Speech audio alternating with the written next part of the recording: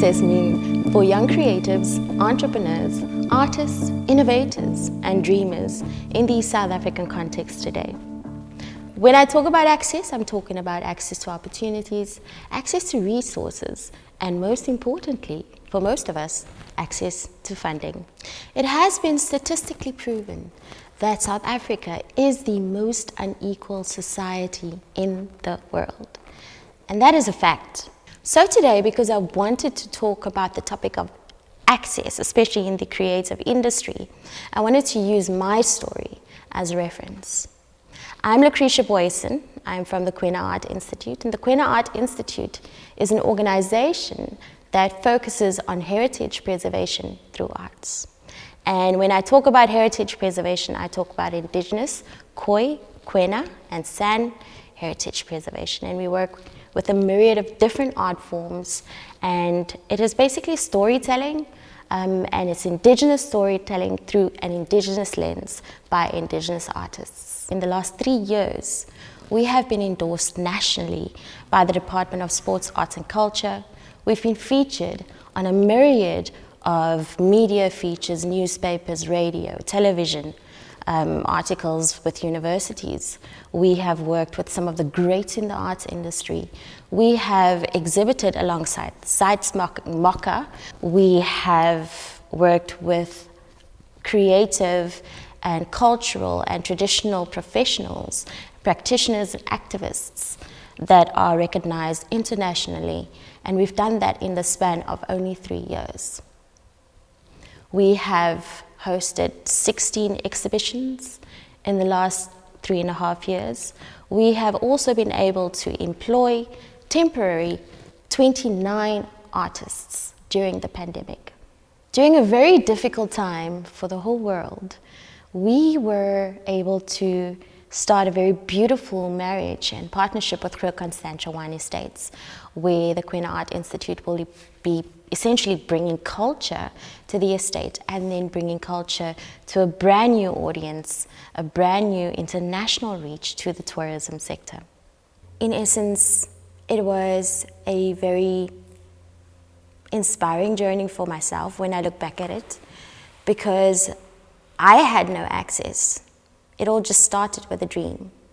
I had no money, I had no resources, I had no people that I could talk to. I was uneducated in the field that I was moving in. But what I did was I acted on something that I felt needed to change.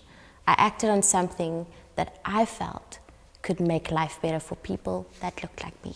It was about seeing my people celebrate themselves and be proud of themselves. That's what I wanted to see. So what I did was I started a photo shoot concept idea. And I shared it with some friends of mine, and I said, hey guys, I want to just try and explore my culture more and show people what that looks like. So people, hopefully it will, just turn into something, and people will start, wanting to express their culture themselves, especially young people like me. And I got together my 2 brothers. We put on some traditional regalia, got an amazing setting and a photographer, took some photos and posted that on social media.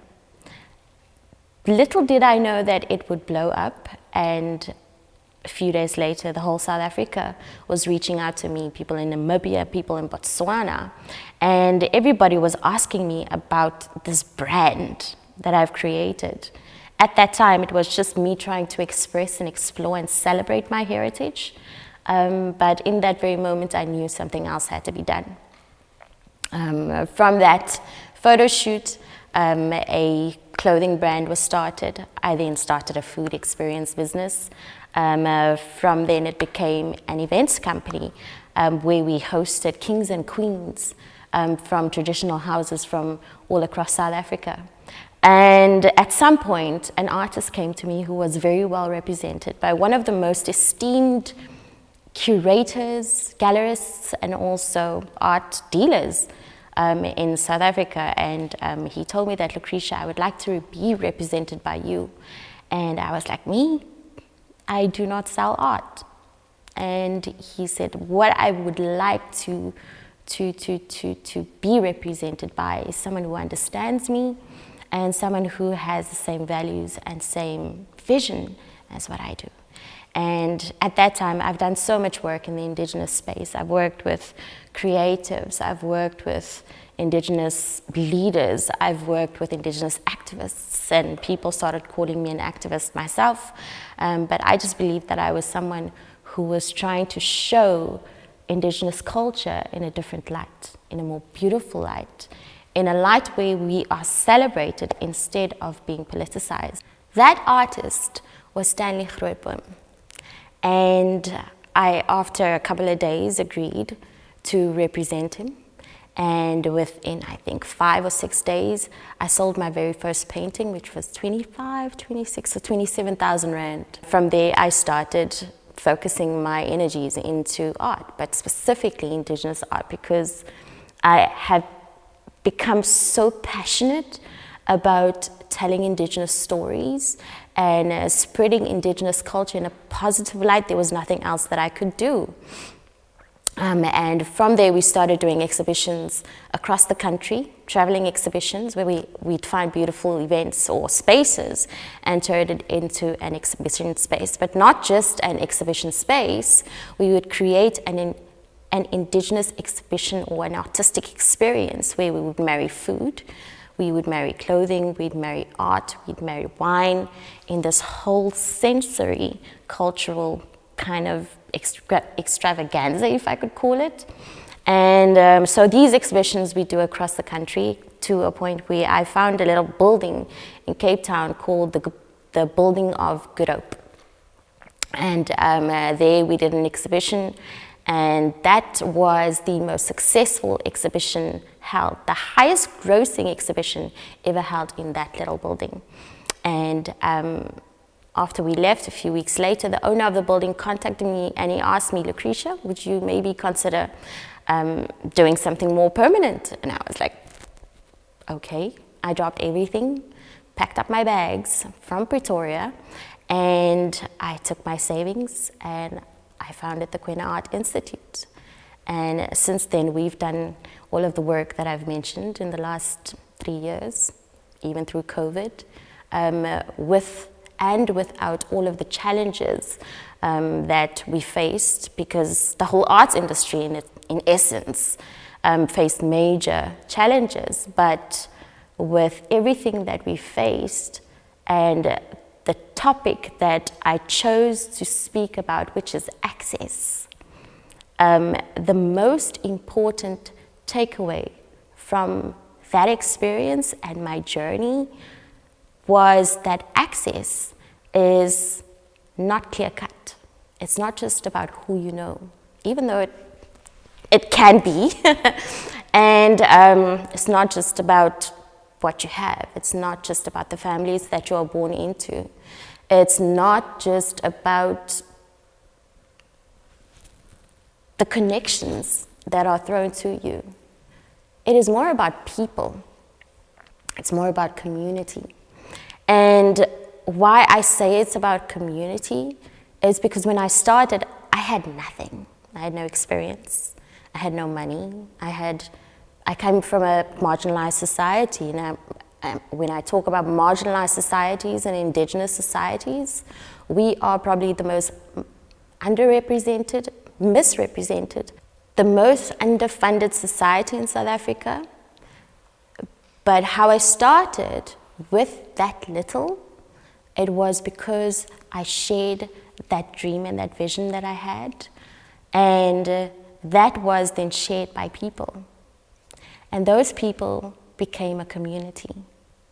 And that community grew, and they opened up opportunities for me. So it was more passion, it was more love, it was drive, and it was people. The Kwena Art Institute is not my story. The Kwena Art Institute is stories by so many Indigenous artists. Have you ever heard Bushman Blues? I don't think you have. Have you ever listened to Oma Katrina Eso tell stories in the most ancient tongue, 25,000 years old. That tongue today is one of the most endangered languages in the world. She's the last fluent speaker. Have you ever heard classical music married with the traditional mouth bow? Now that mouth bow, it has so many different undertones, and it is a little piece of wood, string, one little piece of stick that you literally bang on it. But the mouth is the tool that brings so many different musical elements when it's played. So that's what we do. We tell stories. We tell indigenous stories from the indigenous perspective. The one thing about what we do is that sense of authenticity. And because it's indigenous people telling their stories themselves, and it is an indigenous-led organization, that is what people have been drawn to. And I think that is why we have been so successful.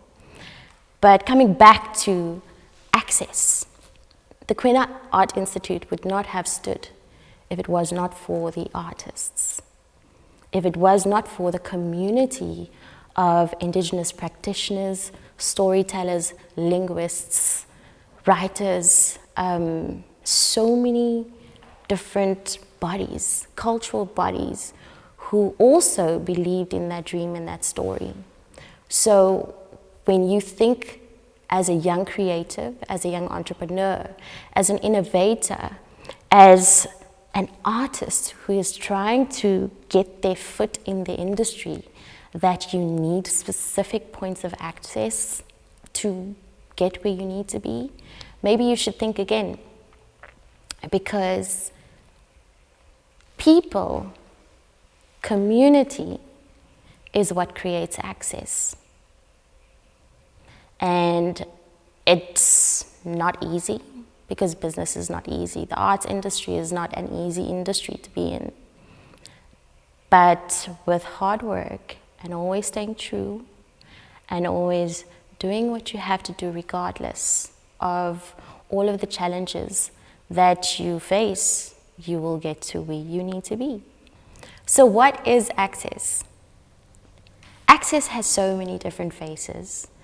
And as a young artist or creative entrepreneur or innovator, if you do not, at this very point in time, have the resources or the connections or the education or the skill, just remember that you have community. And when you follow your passions and your dreams relentlessly, people see that. And they will become your community. And that will spill over into so many opportunities that you probably never thought would have happened. So access has so many faces. And if you, as a young creator or young entrepreneur who has this dream and this goal, might not have, or you may not have, all of the resources or the funding or the connections at this very point in time, remember that you have one thing. You have community. And that is the most powerful resource.